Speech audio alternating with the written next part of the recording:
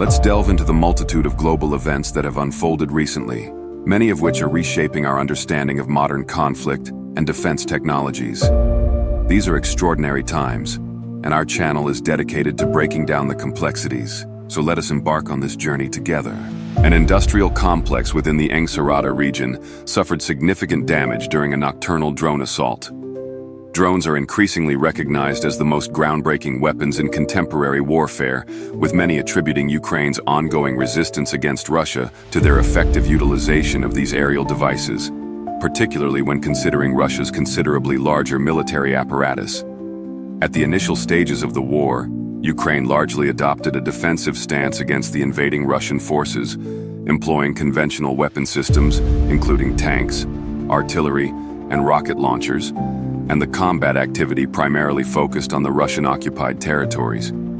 However, as the conflict evolved, the Kiev administration recognized that disrupting the Russian logistical network, crippling Moscow's ability to produce ammunition, limiting fuel supplies, and damaging aircraft maintenance facilities would play a significant role in the war's trajectory. In addition to the limited stock of long-range weaponry obtained from international partners, Ukraine initiated a substantial expansion of its domestic drone manufacturing capabilities. Consequently, Ukrainian-produced drones are now orchestrating relentless attacks on vital locations deep within Russian territory. As these defense industry hubs erupt in flames, a sense of panic has begun to grip Russia as to how this can be contained. Ukraine's long-range attack drones, also known as UAVs, are not only utilized along the front lines, but are actively penetrating deep into Russia, targeting manufacturing plants, military establishments, and even supposedly secure closed cities, thus plunging segments of the Russian industry into turmoil. The recent series of explosions in Smolensk, Kazan, and Tatarstan vividly demonstrates the Kremlin's unpreparedness to address this novel threat. So, what exactly are these groundbreaking Ukrainian drones? What strategic approach do they employ to strike Russian industry? How do they manage to carry out these attacks that reach so far within Russian territory? And what overall impact will these drone operations have on the progress of the war? Let us scrutinize these questions in detail, step by step. As we observe an escalation of the ongoing conflict between Russia and Ukraine in recent days, news outlets globally have been reporting unexpected fires and explosions occurring in Russia. For example, the Smolensk aviation plant and important industrial hubs in Kazan were shaken by devastating blasts. Preliminary accounts indicate that these facilities are responsible for manufacturing or upgrading Russia's Su-25 fighter jets. Ukrainian sources claim that locally manufactured long-range kamikaze drones, such as the CHF variant, were deployed in these attacks.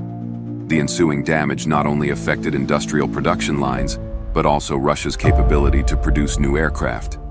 These specific attacks carry significant weight because Smolensk and Kazan are unique industrial centers directly overseen by Moscow. These are located between 600 to 700 kilometers from the Ukrainian border. Some sources even contend that Ukrainian drones are capable of reaching distances up to 1,500 kilometers, a fact which illustrates Ukraine's profound offensive capability. Striking these specific facilities can interrupt Russia's production of fighter jets and other essential weapon systems. For example, any disruption to the Su-25 modernization process will surely delay the availability of new or upgraded aircraft for deployment on the front lines. And although the Kremlin asserts that areas deep within Russia are well defended, drones are clearly capable of targeting closed cities and industrial sites with dense defenses, seriously undermining President Putin's security narrative. Please do not forget to subscribe to our channel and give us a like. Your engagement really helps us grow. And please let us know where you're watching from by leaving a comment. And don't forget to watch till the end of the video so you can hear our conclusions. So how exactly, and with what speed, did Ukraine actually manage to build such a sophisticated drone force? Possibly faster than at any other time in the history of contemporary military conflict. From drones small enough to fit in the palm of your hand, to others that weigh in excess of 454 kilograms, Ukraine has created and acquired a diverse fleet of remotely piloted aircraft in order to complicate and hinder Russia's advances. The ever-evolving scope and the growing adoption of this Kiev-developed technology demonstrates not only the capacity for drones to even out the playing field in the Russia-Ukraine war, but also their ability to affect how future conflicts might be carried out. Utilizing its enhanced drone fleet, the Ukrainian armed forces are managing to target crucial strategic points, such as St. Petersburg, Bryansk, Belgrade, Voronezh, Crimea, and even Moscow itself. Russia's air defense infrastructure, consisting of the S-500, S-400 Triumph, S-300, Panzer T, and a multitude of other systems, has proven itself largely incapable of preventing Ukrainian drone and missile strikes. In short, it appears that Russia's air control capabilities are inadequate to meet the challenge of Ukrainian offensive strikes. Ukraine has, in recent times, demonstrated in no uncertain terms that Russia is incapable of preventing these airstrikes by choosing to attack some of Russia's most essential locations. By employing this military strategy, Kiev has again proven that it is feasible to accomplish seemingly impossible tasks, like casting a shadow of fear over President Putin's own country. These Ukrainian airstrikes were led by drones, of course. And now, let's dig into what the latest airstrikes, carried out by the Ukrainian drone fleet on Russian targets, have produced. How have drones transformed the course of these clashes, and how have these shifts affected the war? Since the early days of 2025, the Ukrainian armed forces have been conducting unprecedented drone strikes. Ukrainian drones have led to limitations on flights at 3 Russian airports, and have also led to accounts of an attack on a major military aviation center. Recently, significant explosions have taken place at the aircraft manufacturing plant in Smolensk, oil depots near Tula, aviation facilities in Kazan, and even at crucial settlements located further east than Kazan. The Smolensk AIA Zavod facility is known to modernize and carry out maintenance on Su-25 aircraft. The fires that erupted there reportedly burned for hours, and some accounts suggest that as many as 20 explosions occurred on the same day, making it the most significant attack in the region since the beginning of the war.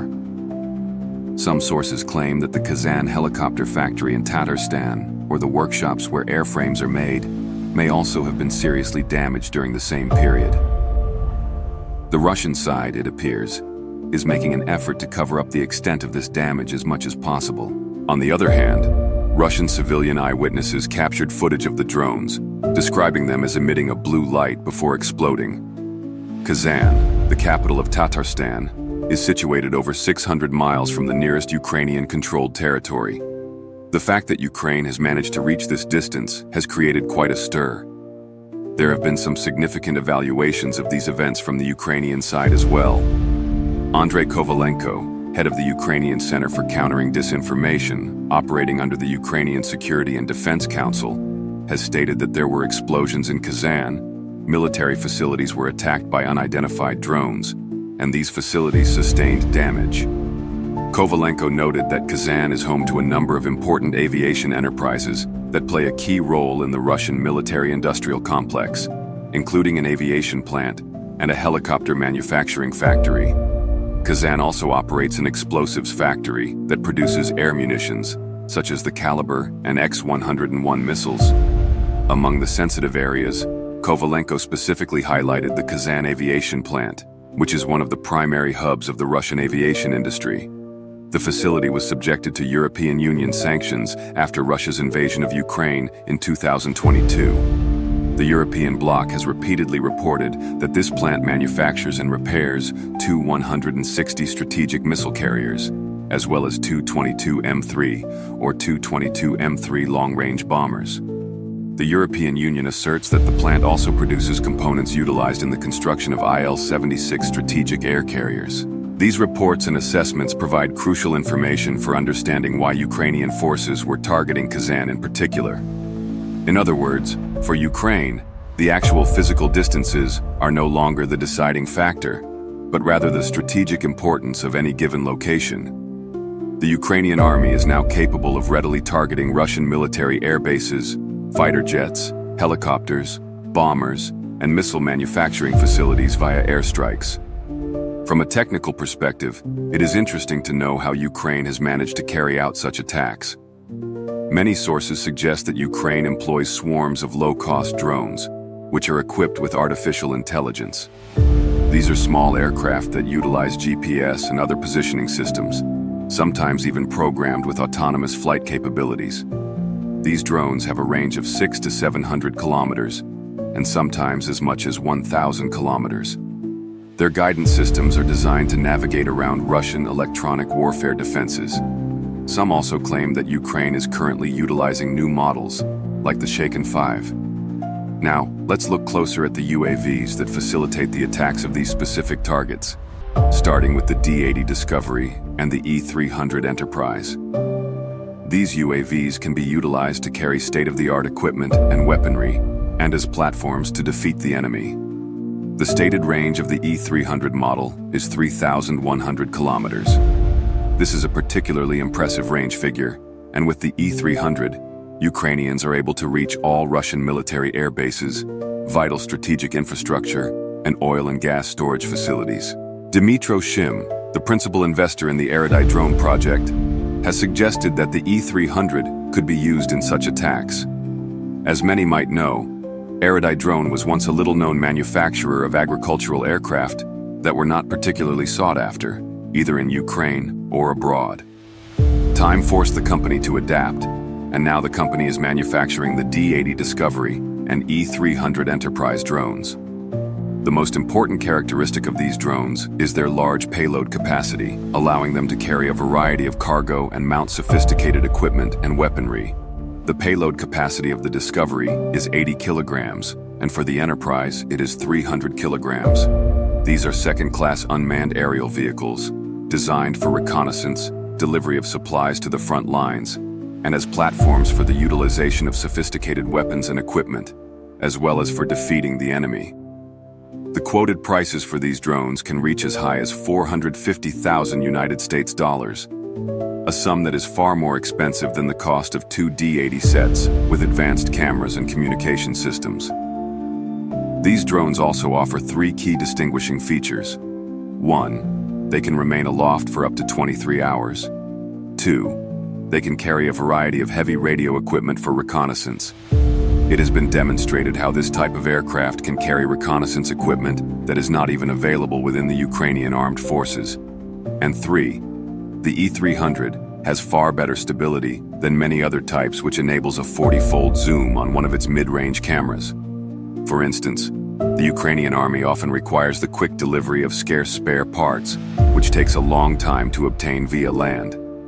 The E-300 Enterprise is, according to experts, a suitable platform that facilitates the installation of all kinds of different equipment, including systems that no one previously thought of mounting on a UAV. Responding to queries about the number of drones produced, Dmytro Shim spoke about the monthly production and emphasized that these drones are fully functioning aircraft that are tested according to established aviation standards. Dmytro Shim chose not to provide exact figures, but it is believed that the Ukrainian army possesses a sufficient number of advanced drones of this type to attack Russian targets on many occasions. On another note, we should also remember that the Ukrainian military has a number of alternative drone types besides the E-300. One of these is the Laika, a Ukrainian-made drone that has been in service since 2021. Laika's speed can reach 120 kilometers, and its flight duration is approximately 2.5 hours. In March, aerial surveillance carried out by the 92nd Separate Mechanized Brigade discovered a battery of Russian 220mm rocket launchers that were deployed and ready to fire, close to the village of Nariva in Luhansk. As a consequence, Laika was able to direct the artillery of the 40th Separate Artillery Brigade onto the enemy, and in that particular situation, the Laika drone successfully recorded the destruction of Russian military equipment by a ram to kamikaze UAV. Another type of drone used by the Ukrainians is the Shark, a Ukrainian reconnaissance drone used for surveillance and fire control. The maiden flight of the Shark occurred in 2022. Its maximum speed can reach 150 kilometers, with a flight time of up to 4 hours. The first footage of the Ukrainian UAV named Shark appeared in January of 2023 and showed the UAV operating in the Donetsk region. Another important type is the DJI Mavic 3. This common quadcopter, once designed for civilian use, is a popular model due to its versatility, a flight time of 46 minutes, and a maximum altitude of 6 kilometers. This drone is equipped with premium quality optics that assist the Ukrainian armed forces in observing Russian soldiers from above. For example, in March, the Army of the 28th Separate Mechanized Brigade employed the Mavic to monitor an invasion fortress, and in February, the 93rd Brigade used this same drone to record firing on Russian forces in the Bakhmut direction.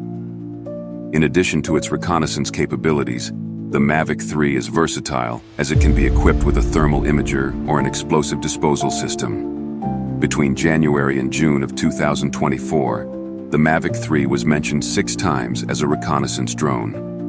And there is also the Mavic 3T, a reconnaissance helicopter with a thermal imager. Continuing the theme of Mavic's versatility, this drone is equipped with a thermal imager and is also capable of carrying out surveillance at night. And next, we'll look at the UAVs designed for shooting or attack. First among these are kamikaze drones. These drones have built-in weapon systems that allow them to remain airborne for prolonged periods while hovering over a selected target and then quickly attacking on the operator's command. These drones are also capable of performing specific combat missions dictated by complex algorithms. One example of this type of drone is the Switchblade 300. The Switchblade 300 is an American-made kamikaze drone with a maximum speed of 160 kilometers per hour, capable of flying for 50 minutes at a distance of 600 meters. The Ukrainian Armed Forces first used it in May 2022 during the Russian-Ukrainian War. For example, in early June of this year, the Security Service of Ukraine released a video showcasing how their military counterintelligence officers destroyed a Russian Buk-M1 anti-aircraft missile system and 3 T-72 tanks. A similar video appeared in January of last year, showcasing 3 kamikaze drones eliminating Russian forces stationed in trenches. In February, operators of the 93rd Brigade used the drone to record firing on Russian forces in Bakhmut. In the same month, operators of the 92nd Brigade employed these drones to destroy a Russian ammunition depot. The Switchblade 300 drone was repeatedly mentioned in these military operations. The United States has announced that they are supplying Ukraine with the latest Switchblade 300 Block 20 kamikaze drones. Analyzing the data indicates that the Switchblade was mentioned more often than what was shown in publicly available media accounts between January to March of 2024. But recently, there has been little to no mention of this particular drone type. This might be because these drones are no longer in supply, or due to their perceived lack of effectiveness in combat missions, or perhaps because footage of these UAVs is no longer being released for security purposes. And, alongside the Switchblade 300, the Pegasus should also be mentioned. This type of drone is Ukrainian-made, with a flight range of approximately 400 meters at an airspeed of between 50 to 75 kilometers. These drones drop weapons weighing up to 20 kilograms. They are, in essence, simple quadcopters that are modified by experts with explosives, turning them into kamikaze drones. These FPV drones were created in partnership with the Ukrainian UAV Army.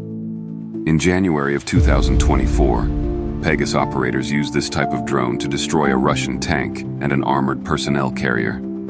Then, in April, operators of the Ochi-Vid Plat unit of the 59th Separate Motorized Infantry Brigade destroyed a Russian bunker. The number of reported instances of this drone's effective use continues to grow each month.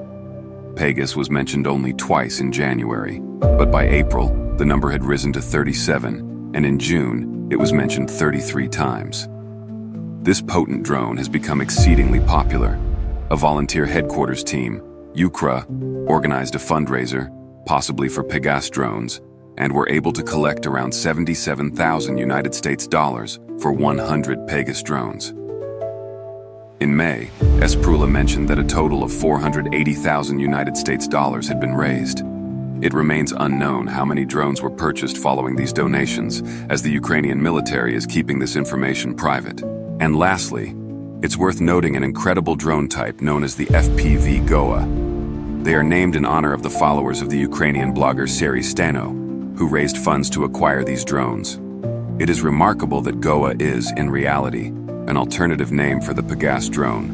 According to our analysis, The most frequent public mentions of this kamikaze drone occurred in January and April of 2024, while there was no information in the media concerning operations of this type of drone in May and June. The most prominent public references to this drone were in February, when a video emerged showing a Goa or Bova drone destroying a Russian soldier while attempting to hack the drone, and in the same month, a Goa drone attacked a Russian all-terrain vehicle, eliminating several Russian soldiers. This was the work of the K2 Battalion of the 54th Separate Mechanized Brigade. In addition to the Goa, a video from February unveiled the Ukrainian Fox kamikaze drone. In this footage, it was seen shooting down a Russian Grenadier air defense system in Shebekino, within the Belgorod region of Russia. There is no information that suggests this Fox drone will be available on the market for a future purchase, and there is also little available data on the Falcon Avenger drone. However, this drone is also a vital element of the Ukrainian arsenal. This weapon, another aerial marvel produced in Ukraine, is an FPV drone. One of the main features of the Falcon is its ability to broadcast video in real time via a camera located at the front of the drone. The media does not disclose which country manufactures this drone or its specifications. However, in June of 2024, a video emerged depicting the destruction of a Russian picket line by this very drone. There is also data that indicates that in March, the fighters of the STNA unit successfully destroyed the Russian Muram-Dazim visual surveillance system, which at that time was positioned on the territory of the entire Kakhovka hydroelectric power station.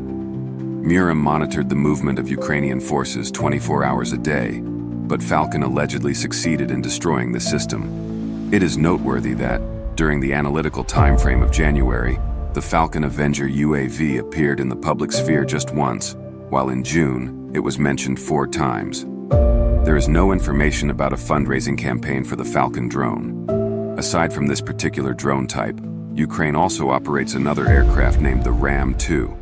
This drone has a combat radius of up to 30 kilometers and a flight range of as much as 60 kilometers. A flight of this type of drone can last up to 1 hour.